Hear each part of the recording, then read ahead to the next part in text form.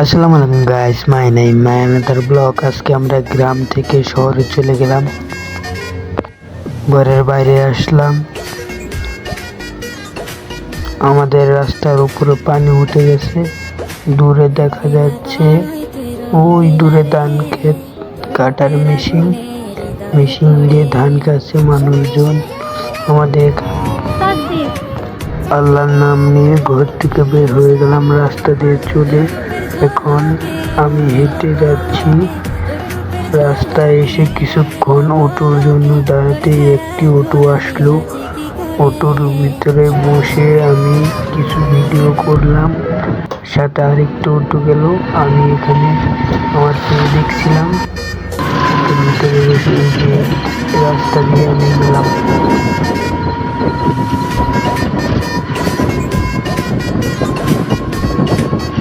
So guys, জানেন এখন বর্ষাকাল, এর জন্য আমাদের চারদিকে পানি উঠে গেছে। যে এই দিক দিয়ে সব ছিল ধান ক্ষেত। এখন আমি আমাদের হাতিকাটা ব্রিজের উপর দিয়ে উঠে গেলাম অটোতে। অটো চলছে অটোর গতিতেই।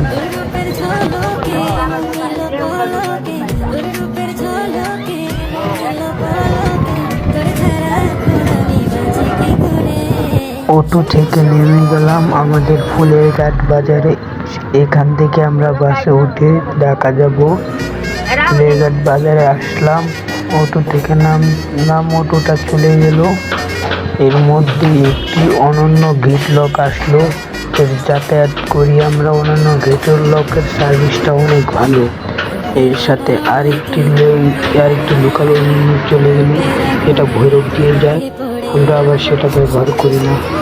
এর মাঝে একটি আবার সিলেট ইন্টারব্রিজ চলে গেল, এটা আবার লোকাল। এর সাথে সাথে আমরা আবার অন্যান্য গেট লগে গিয়ে টিকিট কাটলাম। টিকিটটা আমাদের হাতে দিল। আমরা যেহেতু মানুষ ছিলাম দুইজন, এই জন্য দুইটা টিকিট কাটলাম। বাস আসলো, বাসের উপর আল্লাহর রহমতে বসে বললাম, টিকিটটা দেখলাম। আল্লাহর রহমতে বাসটা ছেড়ে দিল। আমরা ফুলের ঘাট বাজারতে বিদায় দিলাম। জানি না কবে আবার আসবো। ফুলের ঘাট বাজার থেকে বাসটি ছেড়ে দিল। আমরা বাসে উঠে আমাদের গন্তব্যস্থলে বসি।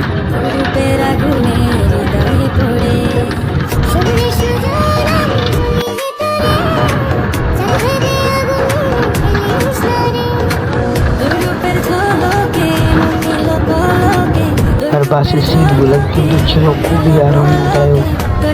এর সাথে ছিল বাসের সিট অনেক নরম। বসে মজা পেলাম, চারিদিকে দেখছিলাম। দুপুর টাইমটা এই জন্য বাসে একটু এত ভিড় ছিল না, হালকা খালি ছিল। যা আসলে স্টেডিয়ামের সামনে দিয়ে গেলাম আমরা।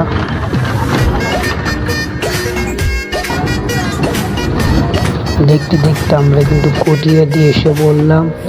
কটিয়াদি জায়গাটাও কিন্তু অনেক ভালো। জানি না আবার কবে কটিয়াদি আসবো। যে দূরে দেখা যাচ্ছে যে এটা হচ্ছে অন্যান্য গেট লগে লাস্ট কাউন্টারের উপরে, এখানে আর কোনো কাউন্টার নেই। এরপরে কিন্তু আর কিশোরগঞ্জে কাউন্টার নেই, এটা হচ্ছে লাস্ট কাউন্টার। দেখতে দেখতে মনে হচ্ছে কিন্তু এই বাসটা দুর্ঘটনা ঘটলো। সবাই নেক্সট পার্টের জন্য লাইক করে দিবেন, আমার জন্য দোয়া করবেন।